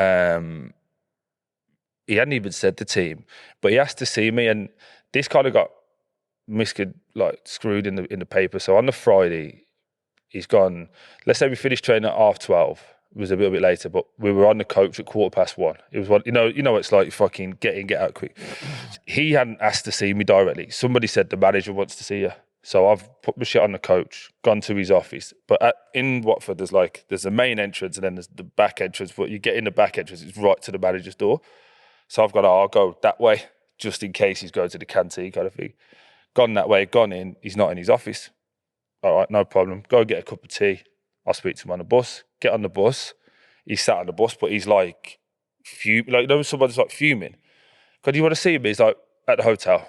Oh, well, no problem. See you at the hotel. Get to the hotel. You want to see me? Later. Pushed it off. Fucking, we play Huddersfield, lose 2-0. Fucking Fozzie threw 2 in on the fucking GoPro. Fucking Etienne Capoue was just walking around, didn't want to be there. Mate, made 5 subs, left me and Nathaniel Chalobah on the bench, and they're 2-0 down. And all the boys are going, oh, fucking Troy's going to go. Like, they knew. He's going to go. Yeah, like that, rushing into the change room, right? I want to book it. I want a great spot for this. we got into the change room anyway, sat down, and we was all on like seats because I don't know how it worked out, but it was one in the change room, was in a bigger space, like a media room. So it's like all chairs, similar to this, bang all the way around. And I'm sat next to Fozzie. He comes round and he shakes everybody's hand. Fozzie shakes hand. And I've gone, and he's just walked past me. And Fozzie, like, I don't know if he felt it, but I must have done that. And he's just grabbed my arm and he's got, don't bother. And I went, all right, cool. So I've sat there, shook everyone's hand. And he goes, see you tomorrow. We just lost 2-0 to Huddersfield. Like, see you tomorrow. And just walked out. So I'm like, Fozzie's grabbed me now. Like, look, fucking, we'll deal with it. This is Saturday. We'll deal with it on Monday. Don't worry about it, blah, blah, blah. I'm like, fucking cheeky cunt. Like, didn't even shake my hand. He's like, yeah, I know, bang out of order, Troy. But Fozzie's, at this point, me and Fozzie are close. We're driving in together every day. So he's like, don't worry about it. he goes and does press. I had my car there because it's my son's birthday, my daughter's birthday. So I jumped in the car. As I get in the car, mate, fucking talk sports on. And we now go to Watford manager, who's just talking to the press after Huddersfield. But it was all my fault. He's hammered me. I've not played, not been involved. He's like, this club is, it's poor foundations. The captain doesn't come and speak to me when he needs to see me. He's the worst discipline. Like hammering me, mate. Now imagine driving. Fucking Steve's coming. I'm turning the car around. Yeah, Steve's going everything. I'm like, my agent's called me. Fuck it, what's happened? I've just said, mate, I'm in the car. I don't know. He said the cunt just didn't even shake my hand. What's all that about? And he's like, oh fuck it. He's like, the agent now thinking, how do we manage this? I've just got, look, you got 10 minutes, figure it out, or I'm going to go on Instagram Live. You lot figure it out. And within 15 minutes, there was a statement from the club that, he'd been sacked and they backed me. And then everyone thought that I got him sacked. But mine was 15 minutes to figure out what he's going to say, because I'm going to say a lot of things. And then he got sacked, and it was, again, now it was all my fault. So you never actually had a conversation Never with him? had a conversation with him. So Not one conversation. From his point of view, have you fucked off going to see him? That's when he was what sat on the bus? I think I've never had a chat with him. My understanding is he's probably asked to see me, thinking that someone has come and told me straight away, and I should come straight to him. Yes, sir. That as you should do, because he's manager. How it's actually played out is whoever he's asked has gone and had a bite to eat, then come and found me, then told me. So I've got, oh, right, sweet, I'll have a shower, blah, blah, blah. And then he's probably felt disrespected. So he's thought, fuck you weren't playing. And then, but my thing was, I spoke to you 4 other times between then. So I spoke to you on the coach, I spoke to you when we got there, I spoke to you after the meeting, and then I spoke to you the morning of, like, do you want to see me now? Or, so I'm thinking, you're just going to drop me. So fucking just tell me, innit? It's only Huddersfield, I don't really give a shit. As if the lad's just gone, should I get me chicken or should I go and tell Troy? I'm starving. I'll tell him in a bit. He'll be all right. Yeah. And then, like I said, I remember... He got manager sacked. And I remember, chicken wrap. I remember, because we started poorly as well. And I remember saying to my agent afterwards, that's not going to look good. Because he just sent me Watford do this thing, when they sack someone, it's like a picture of a fucking, the corner flag. It's the corner flag with a Watford badge on it, and it says fucking Watford are sad to say X has left. And he sent me a fucking screenshot of that. Like I was going to go, fucking yes, well done. I was like, whoa. Who sent you a screenshot? My agent. I was like, I didn't want him sacked. And he's like, no, the fellas, he was going anyway. But now, and then obviously there was a letter from the chairman saying, fucking, we stand by Troy, because I think they spoke to Fozzie. They spoke to a few of the senior lads, what the fuck happened in that change room? And they all went, he just blanked Troy. Troy went to shake his hand and blanked him. I see a picture of your face on this corner flag with a wink. Honestly, but they're that's where I think it turned, because fans, obviously you've been around long enough, and you to think people think you're the bad egg. Yeah. And obviously, there must be something wrong here, because Watford keeps sacking the managers, but he keeps staying. Yeah. So 1 and 1 equals 17, doesn't it? I think he knew he wanted to get sacked, and thought he'll take me down with him on the way. Yeah. I'll fucking get him. Yeah. But then, I say, we got promoted that year. After he left, I started playing, started scoring again. Then I tore my Achilles when I saw the doctor, and he was like, look, this is fucking 5 months, no operation, but being a boot for a month, you're going to have to fucking load it and all this shit. And it's the first time ever at 33 where I'm like, I'm probably going to have to call it. So I got back for the last game of the season. We was already promoted and we played Swansea. If I'm being totally honest, I didn't want to stay there for, what they do, if you're injured, you're in over the summer. And so I was like, if I get back for the last game, even if I get a minute, I can go off. I'm fit. I'm fit. I'm available. But I was already got in my head, I'm going to train. I'd already paid for it. So I was going to Portugal with the family. I was training at the campus, where everyone goes. It was already done and dusted. But if I didn't make that last game, I'd have been in and I'd have been doing their shit. And I didn't want to do that. So anyway, we get promoted. I've got 2 years left on my deal at this point. Yeah, I got 2 years left on my deal. So they extended, after your man got sacked as well, this killed it. They extended my extra year to like double back me. I was like, mate. Do you know what I mean? I'm sat there like, fuck. I'm fucking happy. Keep going, Watford. Keep going. Give me another 4. No, so so I had a 5+1. That was the last one I signed. So when I got at that point, I had 2 years left, and they took the +1 to be like, got your back, mate. And I was like, I'm happy, but fuck me, you're killing me out here. Do you know what I mean? You're like, I was like, all right, cool. Were you getting any shit from the fans or not? Yeah, all the time. Did that hurt? Yeah, killed me. Genuinely killed me. Till the 28th. No, you know, all jokes aside, he genuinely did kill me because he was like you. I always feel like you lot know better. So, for example, there's even to this day, like you see a few things online and whatever, but. Again, look, I ain't sulking by any stretch. It's fucking yin and yang, get it? When we win 1-0 and I score, I'm the god. Yeah. Sometimes you gotta be the bad guy as well. So that's what it was, and it hurt. So anyway, so I've got 2 years left. I'm 33, 95 kilo at best. They told me, the club, if I wanted to be at the club, I needed to come back at 95 if I still wanted to be there. I was like, okay, fucking killed myself. Mate, I can show you pictures. I'll show you pictures because I still got it. And I went UFC style because I was 96.4 the day before. So I jumped in the hot bath, salts, in and out, mate. Yeah, went to bed at 94.4, and I went to bed, mate. I was fucking dizzy and everything. Got up, drank a little bit of water. I was 95 on the nose. Drove straight to work. Jumped on the scales, 95. First day of pre-season, mate. And they were like, "Oh, fucking great, excellent. Need you to get to 93." Same day. So I'm like, okay. Like I said earlier, you want to do that? I'll fucking play that game. I've got to show you this fucking picture, and I'll even let you show it. I've never shown this picture to anyone other than this. Are you like at the point now where you're 33? Yeah. You're obviously on really good money. Yeah. Are you not thinking, I tell you what, fuck it, I'll just sit here? No, because I felt like I let everyone down when we got relegated. Like he genuinely sat with me for fucking the whole summer, well, the whole year. And I weren't ready for fucking life after football. Do you know what I mean? I'd have fell into a hole. So I was like, one more chance. Do you know what I mean? You get one more chance at it. So I'm going to fucking take it. That was me at 93 kilo, mate. Like drawn in the face.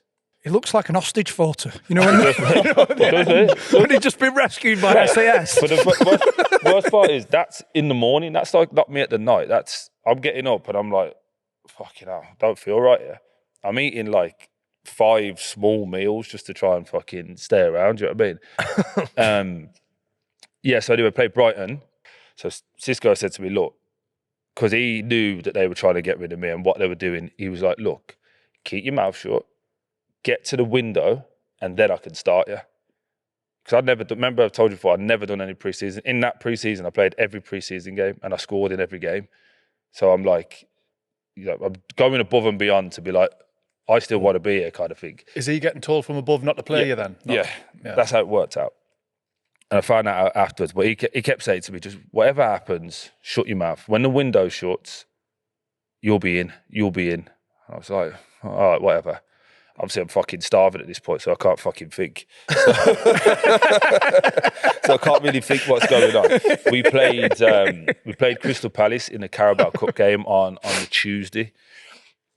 This is where it all came to a head. And I've never spoken about this publicly, so you're going to get me fucking in trouble, but it's the truth anyway, so fuck them.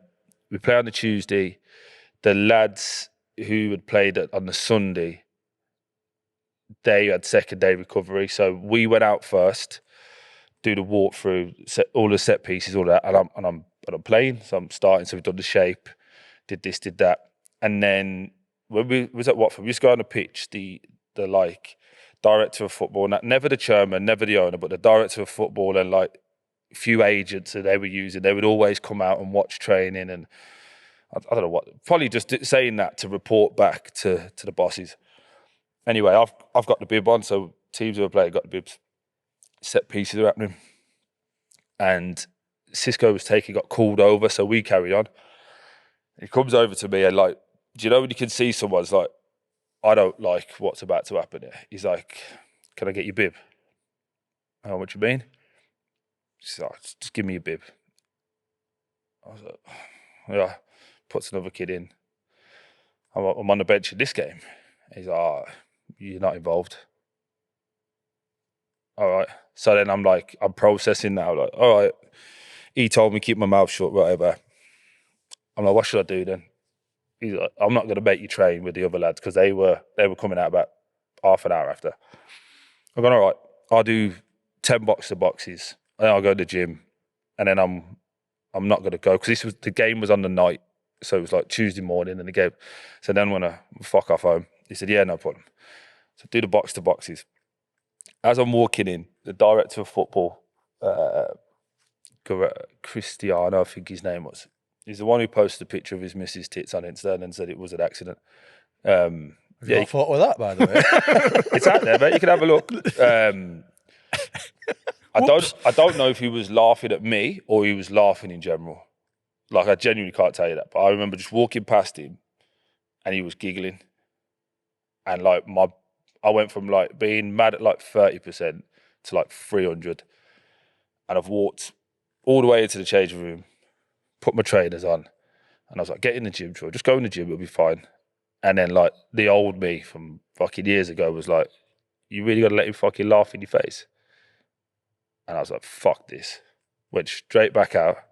Bear in mind, all the other lads now, Fozzie, Klebs and that, fucking, ain't you starting? Like, ain't you meant to be out there? Those questions they're asking, I'm getting more and more wound up, but bomb straight back out to him. Like, walk straight up to him. There's a fucking problem. And he's like, I think he knows now, there's a problem. And he's like, hey, like, what's the situation I've got? Who the fuck are you laughing at? I was a stop fucking story. And I said, you know what's going to happen here? I said, you're going to fucking get me paid up, or I'll tell you what, tomorrow morning, I'm going to be in your office. You're going to be hanging out of that office by your fucking tie. And he's then like nervously laughed. But I thought, again, now you've laughed at me. So I just grabbed him around the neck. I said, fucking laugh again, I dare you. I'll fucking put you in the ground. Now, I've realised now, as I grabbed him, I picked him up off the floor, and I've got fucking the whole team who are training there, and the whole team who are coming out going, oh shit, what's happened? Cisco grabbed me, get in. He's walking back with me. He's like, I told you, keep shut. I was like, fuck him, fuck you, fuck all of them. I literally went in that day at 10 o'clock, started the game, went home at 4 o'clock, I was getting paid up. Job done. Jesus. Off we go. I'd have been going to McDonald's on my way back and all, I think. I'd been definitely having a Big Mac on the way home. But it was all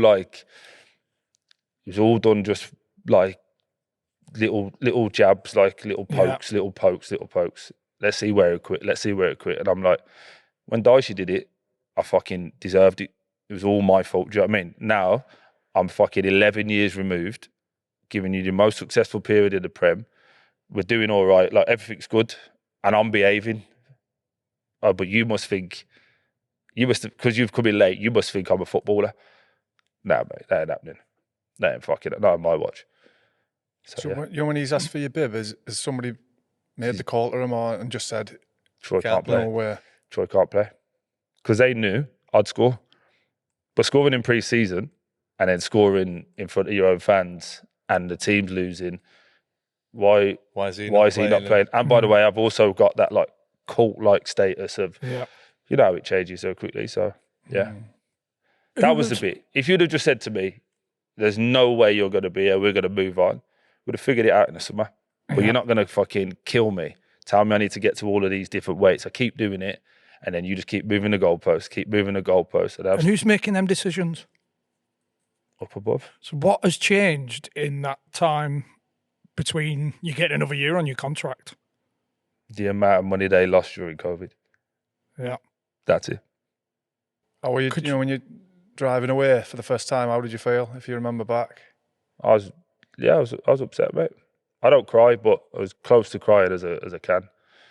And then I was like, got to tell my missus, mate, this is the most Troy Deeney thing ever. It's the first time I'd ever moved down in 13 years of being there.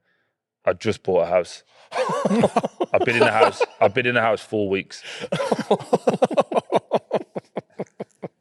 And my missus will walk in and she's like out of her boxes. You're right. I was like, fucking put it back in. I don't know where we're going to be next. Putting the paper around the plates again. Oh, for fuck's sake. Yeah. So yeah, that's the most me thing ever. Like I was just like, but it took. Again, I've never said this, but that was the beginning of the end. And it fucking, I was done then, because like I poured in everything to you, like you lot know it, but most listeners won't. But fucking, I've missed kids' birthdays. I've missed fucking family functions. My youngest son was born the 23rd of December. I played Boxing Day. Do you know what I mean? People will say, People well, don't you're see on that. X, Y, Z. Fuck the money. Put the money to the side. We could all earn £1 note. Fuck that to the side. It's the fact of Christmas Day. So I take them home the 24th. Christmas Day, I'm in the hotel with the boys because you lot need me. Mm. Well, in reality, who the fuck needs me? Mrs. had a C-section. She can't move. Who needs me more? Mm. Do you know what I mean? But the way it was made to make you feel was you letting the boys down. Mm. And then, again, that's just one isolated incident. And like you say, everyone will go, oh, but you earn X and Z and Y. Well, fuck, so what? Who cares? Still- There's a human behind it. I'll earn nothing to play football. Like, who gives a shit? Prove that by going to fucking Forest Green. Like, do you know what I mean? It was not about the financials. So I certainly don't need it. Do you know what I mean? Sorry, went on a little bit there, but you know, I think you get the gist. But then, like, obviously, I moved to Blues, and it's supposed to be this fucking I'm back home, back at the boyhood club, blah blah blah. And there was like a bit of me had died, mate. Did it not feel the way that you thought it was going to feel before Nah, you signed? none of it was. Did you think it'd feel different? No. Do you know what? If I'm being honest, I had an offer to go. I had 2 offers to go abroad, 3 offers to go abroad that were quite lucrative. I had an offer to go Middlesbrough with Neil Warnock, and then Celtic came in for me as well. And I was like, fucking hell, that's mint, but fucking miles away. Like, again, now I'm getting to the point of, 34, being around the kids. Oldest boys, he finishes this year, so he's at that point where he's like, he needs me, becoming a man now. The girls need me. Like, nah, I'm not moving. So, put it in perspective, those teams that I've just mentioned offered me nearly 40k a week to go there. Ended up signing at Blues for 12 grand a week. But I was home. And it was like, happy, sat with guards, sat with Lee Bowyer. And, guards will tell you, like, he told me the truth. He was like, this place is fucked, but I need you to get hold of it because, certain things and situations, it's that. I was like, all right, cool. Lee Bowyer told me all of the things I needed to hear to get me in. Like, they started off quite well, but, this ain't going to last. We need a proper goal scorer, we need a proper leader. But I was all right, cool, I'm in. I know you've got another guest coming on, but he'll tell you just how fucked it really was. And within a week... What were them first things that you... Mate, the changing room was fucking like everything was broke. I'd got given someone's locker, and on like lockers, it's got like number 1 or number 10. This had someone had carved into it like it'd been at the back of a bus, like an S. The fucking lock, the padlock thing, you meant to put a code in. I just pulled it and it opened. They were saying the fucking cleaners were stealing. Like, you left things out, like things were being stolen and because I was obviously coming in from a Prem team, everything's nice. I come in with 6 boxes of boots and I just put 2 on the top. Lads were like, fucking don't do that. I was like, It's still Birmingham City. I was like, what do you mean? And they were like, nah, they won't be there tomorrow if you come back. And I was like, you on the wind up? I was like, who the fuck's going to steal them? Like, mate, place is just open. I was like, fuck it, all right, put them back in the car. Like, mate, again, it's going to sound very snobbery, but any ex-lads who listen to this, went to have a shower, there's no flip-flops. So I'm like, all right, didn't know that, I'll bring my own in, no problem tomorrow. The towel, mate, was this big. When you do that and you go, where the fuck's the rest of it? They were like, oh yeah, the towels, mate, turned out they'd had the same towels for 17 years. These blue towels. It shrunk. Crispy. Mate, crispy. You're wetter after. Like when you dry yourself, you're just pushing the water down. So I was like, all right, this is a bit fucking... what's going on here then? So I fucking sent them a text to Mrs. Right, need some fucking flip-flops. Can you fly down to John Lewis, get me a towel that covers my body, please? And then, like, I go into the showers, mate.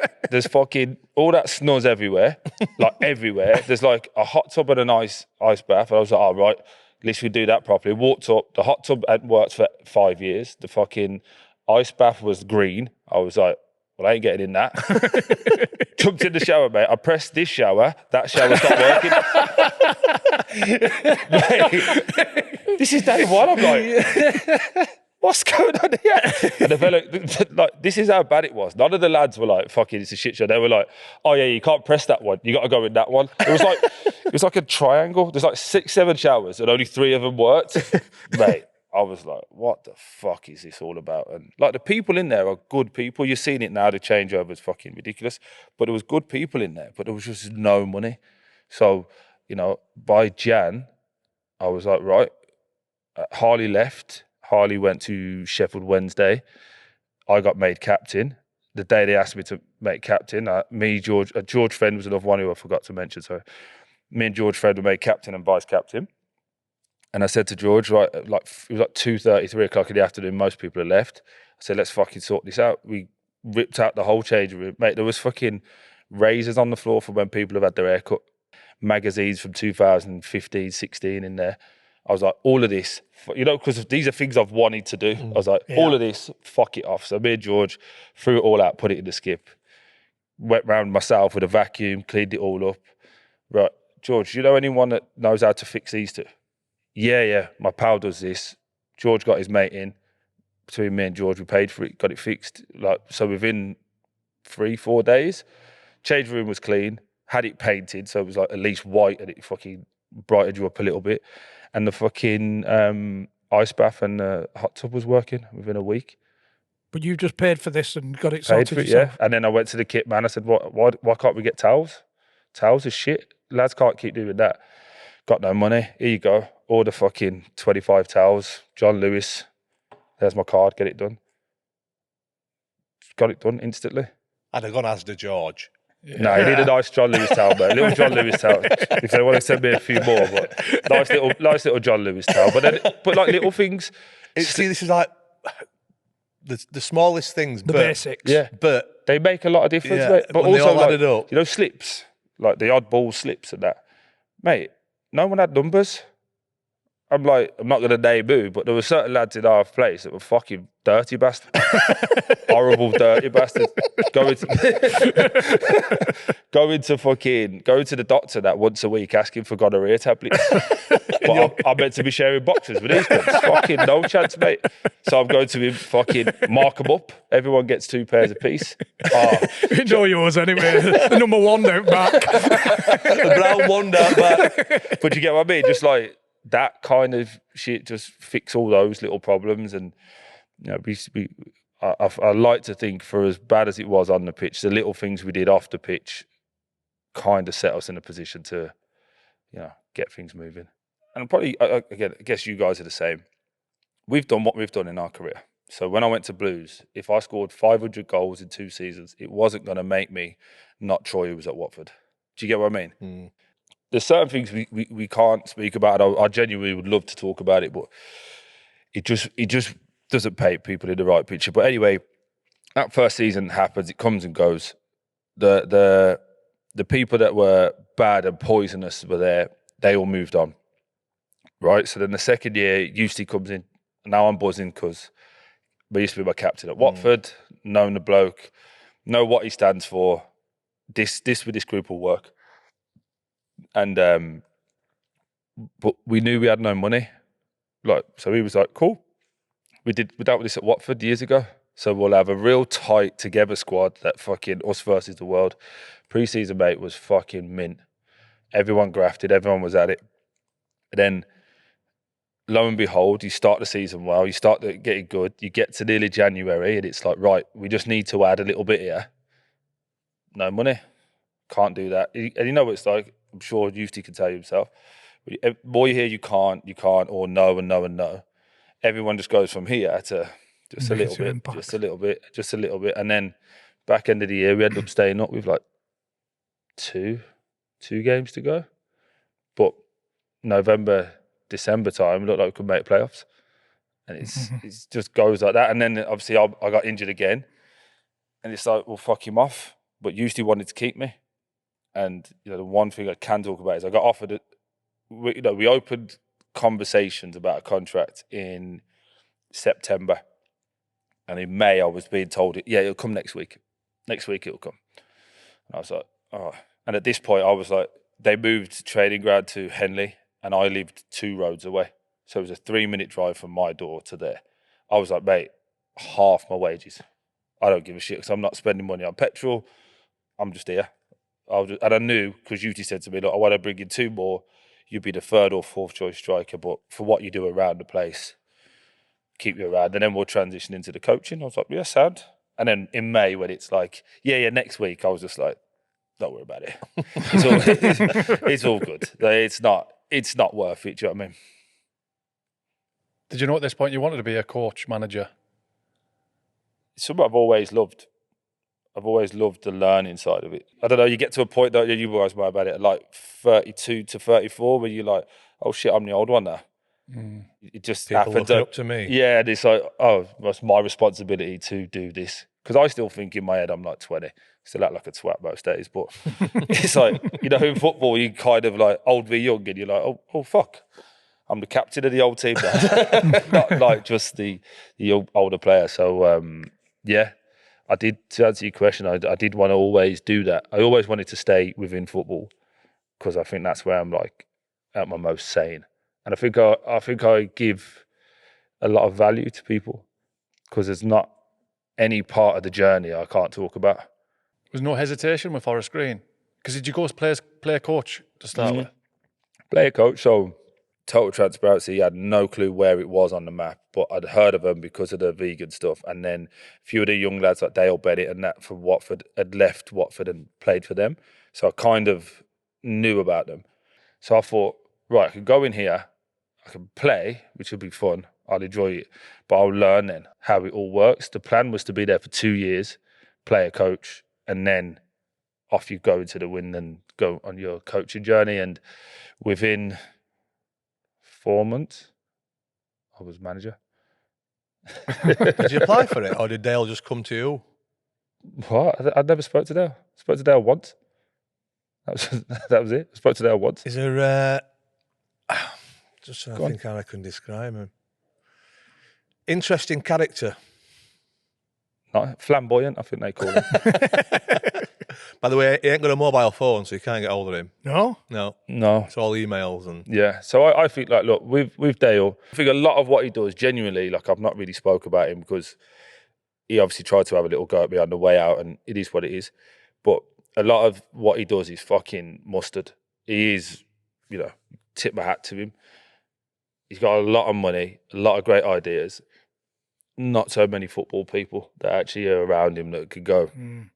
If you want to get to, because he wants to get to a championship team, doesn't he? And have the first, like, is it a wooden stadium? Yeah. He's got all these great plans. And, mate, look the bollocks. But you need some football people taking care of the football stuff. Here's a perfect example. So with Dave as a coach, fucking unbelievable. One of the best I've ever worked with, and I've worked with a few, as you can tell. What's his second name, Troy? David Horseman. He's at Bristol Rovers now. But as soon as he got sat there, the FA took him because he's that good. Knows his stuff. Him and Louis Carey fucking were the two. So we worked really well. And again, if you could ask him, he said to me on a few occasions, thank you for the extra work you were doing. Because I was taking the coaching serious. I weren't coming in at fucking 10, going, what are we doing? I was in at 8 and I was leaving at 6. But I was training in between. And then I was doing some other stuff to help out with recruitment and whatever. So anyway, we played Blackpool away. I want to say it's the FA Cup, first or second round or whatever. We knew we were going to lose, but it was like, just go and have a good time. We lose 2-0 or 3-1, but it was a bad performance. But the 3 performances before that, it wasn't looking good because we were getting in, the same things kept happening. We were dominating the ball, we were getting loads of chances, weren't scoring, and then people were just putting one cross in the box, scoring. And it was like, fuck it out, we lost again. Tuesday night, driving home from the game, and I've said to my missus, something felt weird after that game. Don't know what. I can't tell you what it was, but like, I don't know whether Dave knows he's going to get sacked. I don't know whether they want to sack him. I don't know, but something just felt weird.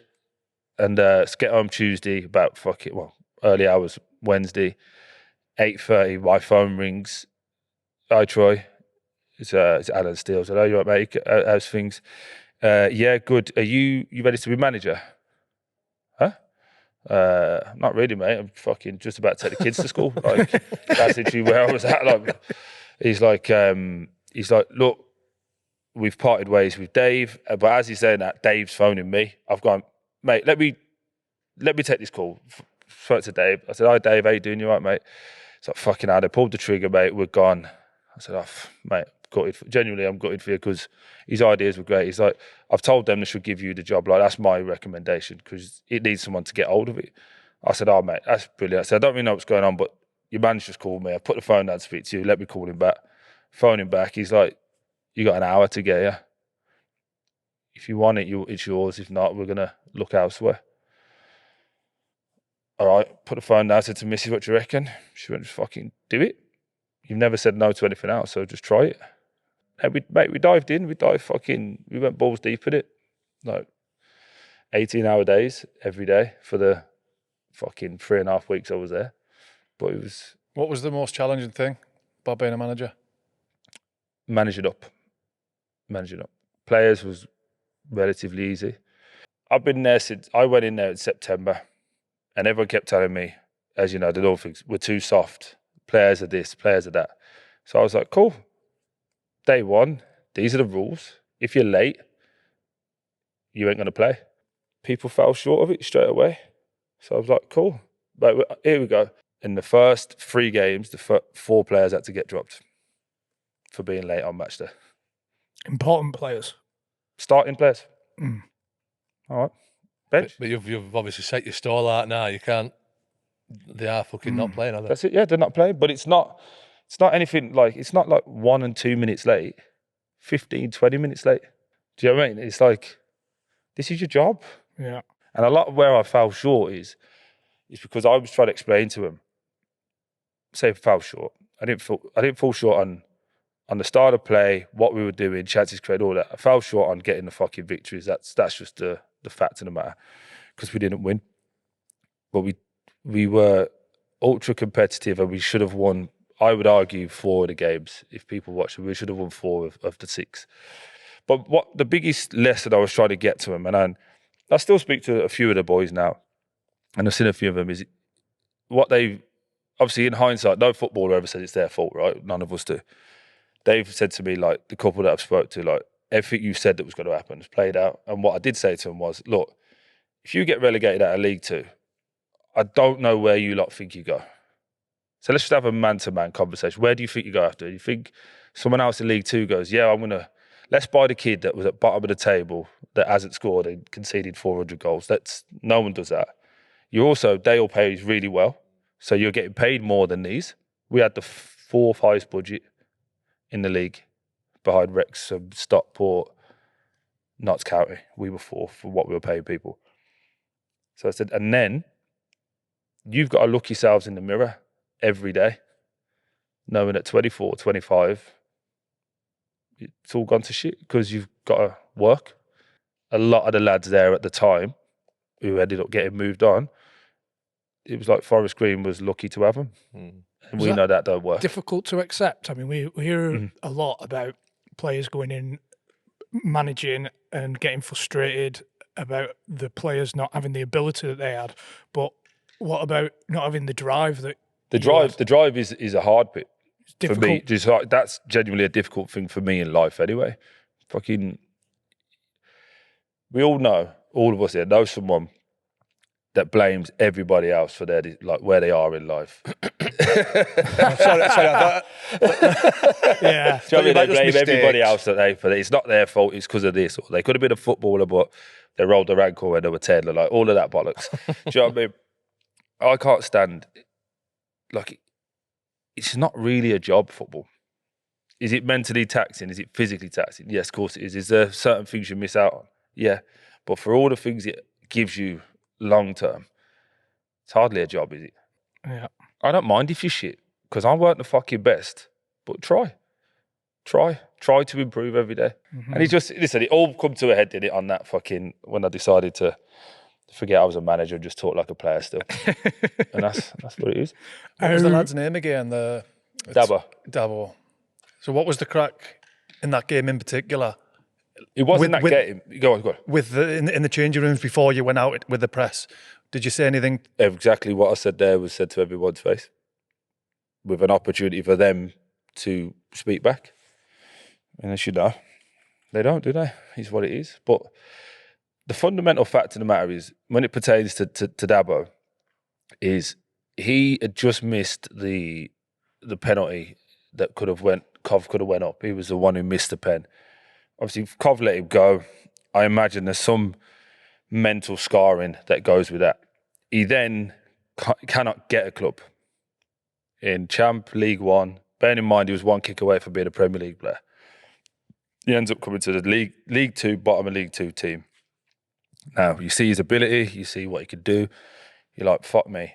If he applies himself, in Jan he'll be back in the Prem. And I'm sure that was his thinking going into it.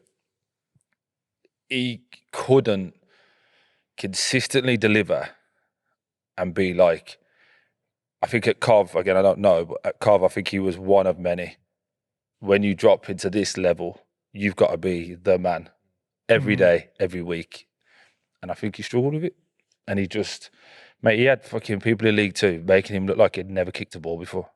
And I said it on air, but I shouldn't have said it. Remember the right back, he was playing right back. The right centre half takes it, passed it to him. He controlled it. You notice clip one down the line. Mate, he kicked it with his shin. The ball was on the floor. He kicked the floor that hard behind it. He's kicked it with his shin. He's gone out. And I'm stood like here looking at him. What the fuck have I just seen? I'm like, all right, mistakes happen. It is what it is. I don't think that's a mistake. No, but like he's kicked so far behind the ball that he's dragged his foot, he's hit the shin and gone out. I was like, oh my God. Next ball. So I'm thinking, all right, one off. As we would know, fucking take care of the next one. Ball gets bounced into him now. I'm thinking, oh, fucking hell, this is not going to be good. Goes like that with his quad, like to control it there. Mate, he went under his leg. I was like, what's going on here? Like, he looked like he'd been space jammed. You know, when they touched the basketball and none of them had the powers. I was like, okay. I'm worried now. Like, I'm genuinely worried because I'd spoke to him in the week about, like, big game for us this week. We started getting players in. So we brought in a few players. Like, you can see it turning. I need you to step up now. I had this real, like, an hour-long chat with him about, like, life and this. Got you, gaffer, got this, got that. I was like, you sure? Like, I don't mind dropping you out for a bit, giving you a break and giving somebody out. No, I've got you, I won't let you down. And then, like, this kid for Harrogate Town, I can't even tell you his name, never heard of him before, was just like getting him, and he was like this far, and he just went, kick and ran. And Dabo's quick, and he was, mate, by the time they got to the ball, he was like 4 yards back here. I was like, what's happened? You know, Forest Green fans, how nice are they? Oh, too nice. It's the nicest place in the world. But my first game there, I was a sub. I came on, they lost 3-0. We had a man sent off, and they were clapping us off the pitch. And I was like, what's happened? What's going on here? You're losing, but they were like, oh, good effort. Well done, Troy. It's a fucking strange old weird, place. isn't it? It was like a really nice place. I was like, oh, great. Mate, they were booing and going, get him off. That's how bad he was. So this is It's going to be really bad. This is how bad he was. So anyway, at like 60 now, we've had a man sent off. We're 3-0 down. I've done the fucking honourable thing. Do you know what I mean? Fucking come here, son. Sit down. Go and hide in there. Yeah, sat him at the back, put him on, and now I'm going to Ned like, right, this ain't good, you know, because we've got to figure this out for the upcoming games. But we may have to get, like, we're talking at side up while the game's going on. Like, there's no way we're going to get back into this. But we're going to have to fucking chop a couple here. And he's like, yeah, you're right. I've gone, he's what we'll do though. We'll be men, because we're both men. Like, we'll tell them everything face to face in there. And then we'll speak to Alan and the director of football. But some people it's got to be decision time now. Can't let this happen. Yeah, sound. Go in. Told them all. Exactly. Because you know what? One thing I fucking hate, and you two have been there. When you played shit, what's the one rule in football when you've had a stinker in the changing room? Go and have a drink. Shut the fuck up. Yeah. Shut the fuck up and sit down. Walked in. It was the most chattiest room I've ever been in. Why ain't you doing that? Why didn't you stand? I was like, what the fuck is going on here? So I've literally shut the door. I've gone, oi, shut the fuck up. Everyone shuts up. What are you all complaining about? You know when you're that angry, you can't shout. You're like, what are you all... I'm missing something. Tell me what you're pointing at. Well, he didn't track his runner and he didn't stay. What the fuck did you do? We just lost 3-0. Yeah, but I weren't as bad as him. That, genuinely, it's what someone said. I weren't as bad as him. Mate, honestly, at this point, I'm trying not to just walk out. I was shit, but he was shitter. Yeah, mate, got another story for you. So there's a fella, can't say his name, but there's a kid there, one of our more talented players. You know, the guy comes up to you with a GPS, says they're running and that. Watch it. It's a small-sided game. He's a midfielder, so they're the only ones really that run. Mate, he's rock bottom. Of the fitted available players, he's bottom.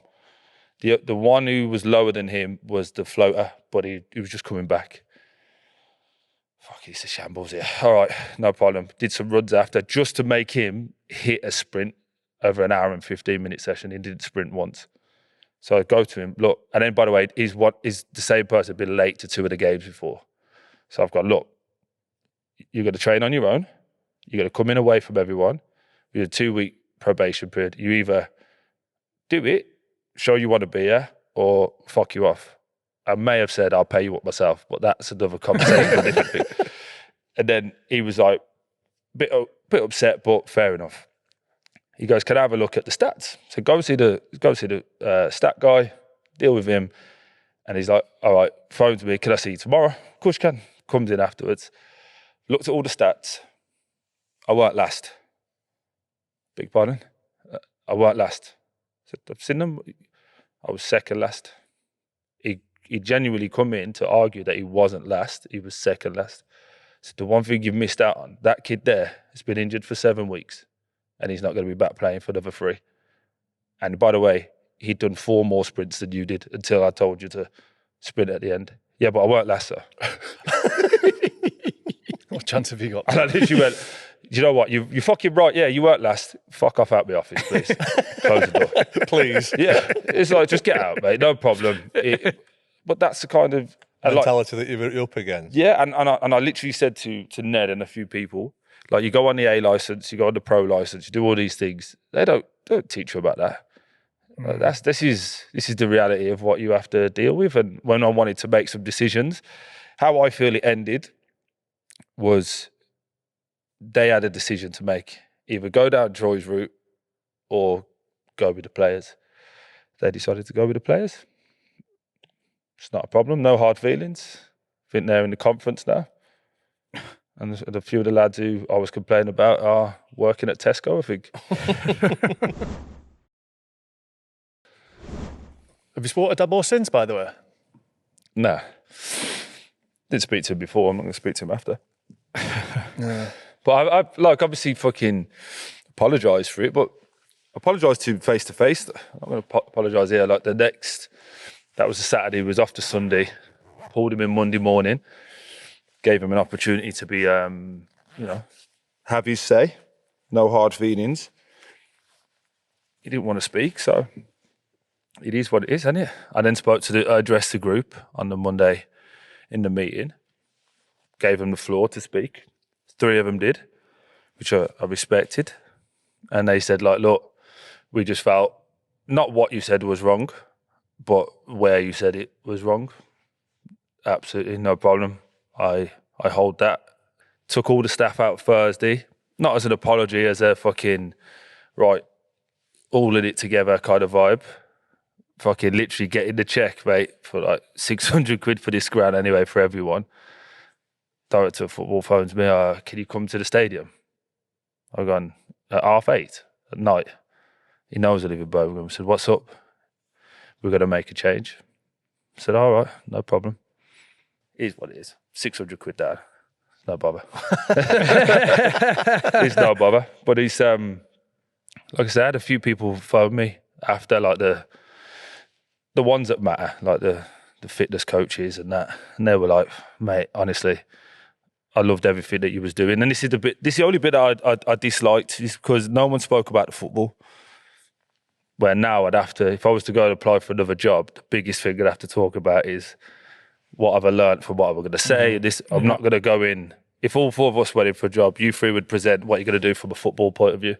I'd have to talk about what I'm not going to say in the press how I've learnt from that. Do you get what I mean? But I don't want that to be the ending of football, because throughout all of this, like, football has been great to me, and I think I've been a good servant to football. So I've had a few conversations about getting back in already, and I've learned, mate. I've genuinely learned that you got to fucking. Spoke to Wazza about it, Wayne Rooney. That Wayne's, like, his biggest problem at Derby was he went straight from player straight to coach. You need a bit of separation period from the dressing room to stop talking that way. Do you know what I mean? Like, I was going to the lads like, "You're right, lad," and having a bit of banter, and they were like, "Is that Troy or is that the manager?" Like, I'm not sure how to have it. So that's a big learning, and I'm still doing all the courses and that. So, mate, you're still doing your badges then, yeah? Yeah. I'm on an LMA diploma now for management, which is fucking brilliant. And then I start the pro in Jan. So yeah, still want to do it all. We'll get back in, but just know I'm only going to get one more crack at it now. So got to be prepared. Less than 8 hours notice next time before we do it. But like, I genuinely, like, for all of the madness, that 3.5 weeks with Forest Green was better than every course I've ever done. Show me fucking everything that you need to know about football. Oh, mate, cheers. Yeah, thanks for having us. Thanks for having us back. There's some coffees ready because it's a bit colder there. Fucking hell. There's a few Eskimos in the corner. But no, brilliant, mate. Top man. Appreciate Thank you coming very much. Really appreciate it, mate. On the electrolyte, or? Yeah, a little well hydrate. If you get your own, guys, would appreciate it. I'm trying. What can I say? I'm trying.